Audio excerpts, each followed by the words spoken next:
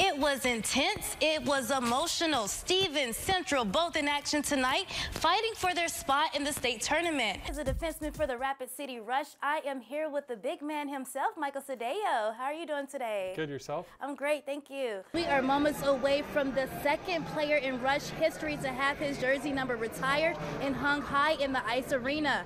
I am here with the man of the hour, Danny Bataccio. Welcome to this week's Hockey 101. Now, a major aspect of hockey is definitely the goaltending, and I am here with goaltender Christian Frey. How are you doing? Good, how about you? I'm great. Okay, so first I just want to start off with strategy. When it comes to goaltending, what are some different strategies you have when protecting goal? I always try to stay aggressive, keep my hands out, gloves up, stick down. That's what my mom always told me. Yesterday, South Dakota and South Dakota State battled to secure their spot. And while I've been here, I made a couple of friends. I am here with the Black Hills State safety, JJ Kilgore, and I am also here with running back Fidel Perez. Yes, there are 26 games remaining in the season, and the Rush are 19 points behind the Wichita Thunder. But the team in front of them are the Utah Grizzlies with 10 points, and they will be facing them tonight. Puck drop is set at 7:05. The Sutton Rodeo. Yes, today was day 2 for Cowboys and Cowgirls to showcase their talents at the Barnett Arena. Let's start off with a little high school hoops. Sioux Falls Lincoln, 6'5", Diane Gatla gets past Cooper Bowman. He takes it all the way down and slams it in for the finish. Same game, and it's Connor King who makes the steal, weaves into traffic, and makes it to the basket for the score. And switching over to wrestling, Central Cobblers versus Stevens Raiders. 160 pounds, Wyatt Junklow snatches the leg, gets the takedown, tries to cradle, but Wyatt will hold on for the 4-3 decision. And how about the Rapid City Rush? For the Rush's first ever student game, here is Kenton Miller getting his 3rd score of the game and collecting a hat trick. The students will remain in a frenzy, especially after this play. Here is Daniel Levins shooting long for the empty net, giving the Rush 6 goals for the day, and the students absolutely love it. Game 2 of this series against the Grizzlies, Tyler Duretsky applying pressure. He passes it to Jack Walker, who flings it right in for another Rush goal. And the Rush kept piling it on. Matt Cato reels in the puck, crosses the blue line, pushes ahead to Duretsky. Great move on the doorstep for the 3rd goal in the first period for the Rapid City.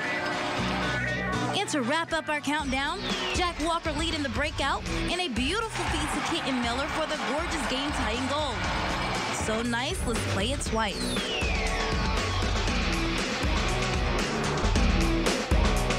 First period of last night's game, Christian Frey definitely came to play last night. The netminder was like a wall guarding the net, stopping 52 of 54 shots, which was a major component for the Rush's success. Now here are the 2 of the heavyweights going at it. 6'5" Garrett Klotz and Tulsa's Mike McKee, and Klotz was really pounding away until the linesman broke the 2 up. Rush will get on the scoreboard first as Dante Salvatore with the rebound passes it to Sivak, who gets the score, and the Rush goes up 1-0 late in the first period. Second period, Tulsa applying pressure, and Adam Plakeshay attempts to score. Nice save by Frey, but Plakeshay gets it back and feeds it out to Charlie. Sampere will notch his 31st goal and tie the game early in the second period. And just check out Christian Frey as Ryan Tensick is making his way down with full speed. He attempts to score, but Frey is able to make the stop while sliding back in his cage. Still in the second, Alex Chrome in all types of traffic rips the shot and gets the score to take the Rush up 2-1. Now, this game did go to a shootout, and it was this shot by Daniel Levins that crushed the Oilers' playoff hopes. Here is Brady Potternier from Caldwell, Idaho, with his tadpole. He has won some of the biggest rodeos in the world, such as Walla Walla, Washington. He is able to stay on for the full 8 seconds and finish with a score of 82. How about Roscoe Jarboe in his bull meltdown? He is from Idaho as well and has won 2 consecutive trips to the NFR. He finished in 1st place with a score of 86. And here is Dallin Duncan from Ballard, Utah. Not much luck for him as Zamboni Nate was able to get him on the ground. This go round, no score. I am here with the Yellow Jackets head coach, John Reiners. Good morning, John. Good morning. Thank you so much for waking up so early. This is a huge rivalry that dates back all the way to the 1900s. And John, I know this is a consecutive in-state rivalry. What are you and your men doing to get ready for this game? You know, it's been a really great week of practice. Obviously, when you have a rivalry that's withstood this amount of time, I mean, there's a lot of just a lot of things that go into it. You know, the fans, the alumni, they're such a great love for this game, and actually a hatred almost at times too.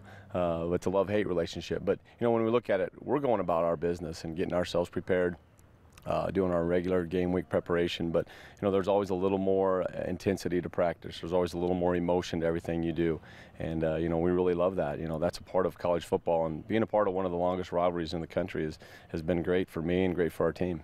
That is amazing, and I know you put emphasis on the community, and one thing I noticed, it seems like in recent years, the home team usually pulls off the victory. So how important is home field advantage? Oh, home field advantage is huge. I mean, to pack this stadium on Saturday would be huge.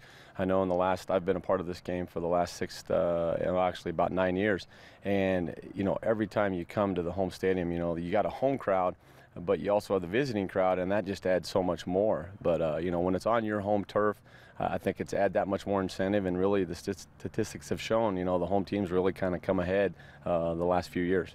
Yes, and I know last season School of Mines took it home, and you know, Jake Sullivan, he did pass for over 300 yards, was able to rush for around 90, was able to rack in like 5 touchdowns. What are you guys doing to get ready to contain him? You know, he's a very good athlete. He's the heartbeat of their offense, really the heartbeat of their team.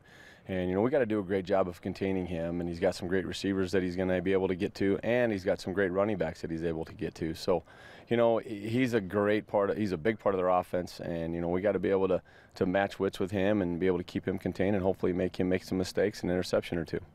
I know the trophy definitely has huge significance to this game. Could you please elaborate for me? Oh, yeah, that trophy, you know, it's sat outside of my office quite a few years since I've been here, and there's been years that it hasn't, and the last few years it's been down there. And you know, after the game, and I heard J.J. Kilgore, our captain, talk to the team last night about it, and you're gonna listen to him later.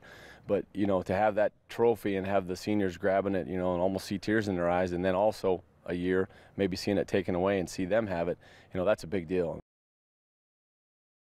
A haven to escape, but originally started as a journey to lose weight. Rapid City native Katie King started running in high school and developed her passion competing in different marathons. Well, I've been running for about 15 years, and it's just always something that I think every runner, about 99% of runners, always dream about doing. It's the unicorn of running. Last August, she ran in the leading ladies marathon after health complications kept her on the sidelines. It was about 18 months ago. I had to have 2 surgeries to remove a mass off of my sternum, and I initially had the first surgery to remove the mass, and I had a complication that required a second surgery.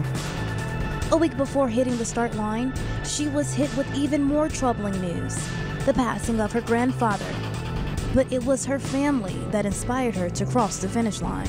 Dealing with that was just a lot. And so going into this marathon, I didn't really have any expectations of I just wanted to run and just kind of get a clean slate. And my dad took me to the starting line that day, and that's exactly what he told me to do, because I asked him, why am I even here today?